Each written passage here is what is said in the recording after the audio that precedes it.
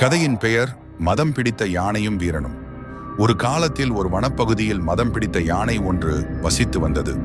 யானை மிகவும் பிரம்மாண்டமானது மற்றும் அதில் செறிந்த ஆற்றல் இருந்தது. ஆனால் அதன் உடலில் பிடித்த கோபம் காரணமாக யாரையும் பாராது ஒவ்வொரு நாளும் அது மனிதர்களின் கிராமங்களில் புகுந்து வீடுகளை நொறுக்கி பயிர்களை அழித்துக் கொண்டே இருந்தது.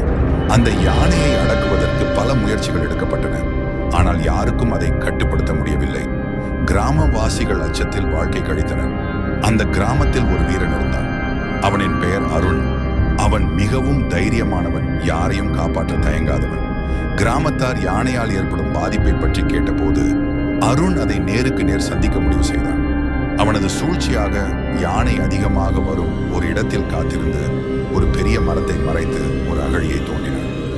யானை அந்த இடத்தில் வந்ததும் நிலத்தை அறியாமல் அகழியில் விழுந்தது. அருண் அந்த யானைக்கு வழி ஏற்படுத்தினான். காலத்தின் ஓட்டத்தில் யானை தனது கோபத்தை விட்டுவிட்டு அமைதியானவையாக மாறியது. கிராமத்தினர் இந்த நிகழ்வுக்கு மிகவும் மகிழ்ந்தனர். வீரன் அருணின் தைரியத்தையும் அறிவையும் கண்டு அவரது புகழை பாடினர். யானையும் முற்றிலும் அமைதியானதாக மாறி அனைவருக்கும் நன்மை செய்ய தொடங்கியது. இந்த கதை தைரியம், அறிவு மற்றும் மனச்சாந்தியின் முக்கியத்துவத்தை சொல்லுகிறது. ஹாய் நண்பர்களே, நான் தான் உங்கள் மீஸ். உங்களுக்கு பிடித்த